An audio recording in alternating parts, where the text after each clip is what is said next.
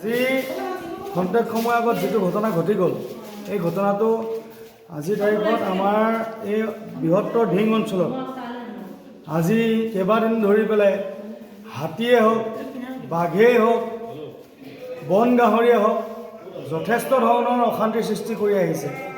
এই মানুহখিনিক যিখিনি অশান্তিৰ সৃষ্টি কৰিছে তাক লৈ অসম চৰকাৰৰ কোনো ধৰণৰ বন বিভাগ এটা আছে বুলি আমি মানে ভাবি লোৱা নাই।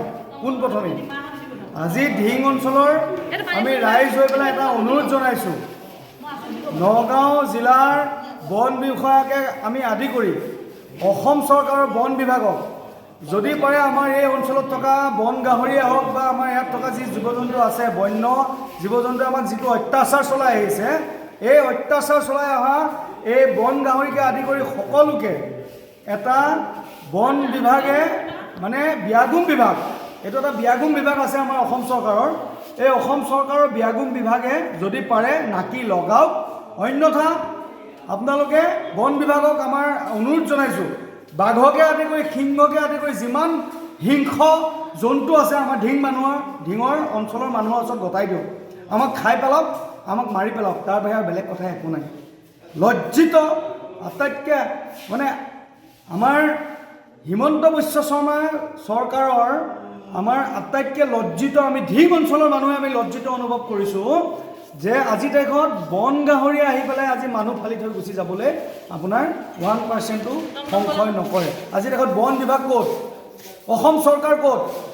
অনুৰোধ জনাইছোঁ যদি পাৰে ইয়াৰ পৰা ঢিঙৰ বাসিন্দাক ৰক্ষা কৰক, তাৰে আমাৰ এটা অনুৰোধ থাকিল। বন বিভাগ মানে ব্যৰ্থ, সম্পূৰ্ণ ব্যৰ্থ। না ইয়াত DFO আছে, না ইয়াত বন বিভাগৰ কৰ্মচাৰী আছে, একো নাই, সম্পূৰ্ণ একো নাই। ঘৰৰ ওচৰৰ লগতে অত্যাচাৰ কৰি পেলাই মানে এতিয়া মানুহটো ওলাই আহোঁতে ঘৰৰ পৰা ভৰি ঢালি দিছে, কামুৰি দিছে। ডাঙৰ নেকি? ডাঙৰ আহিছে, পাল আহিছে, পাল আহিছে, ঘৰৰ পদূলিৰ ওচৰতে মাৰিছে।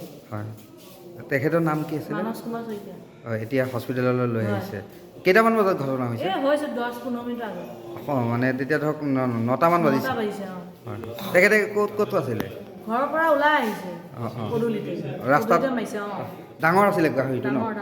কিমানমান ডাঙৰ হ'ব? বহুত ডাঙৰ, দুটা গাহৰি আছে। কি ক'ব এতিয়া, ইমান দিনে অত্যাচাৰ কৰি আছে, আমাৰ ঘৰ মহল খান্দি কৰি অৱস্থা নাইকিয়া কৰিছে, সুৰক্ষিত কৰিব পৰা নাই এতিয়ালৈকে। কিয় প্ৰশাসনে কিবা এটা কৰিব লাগে।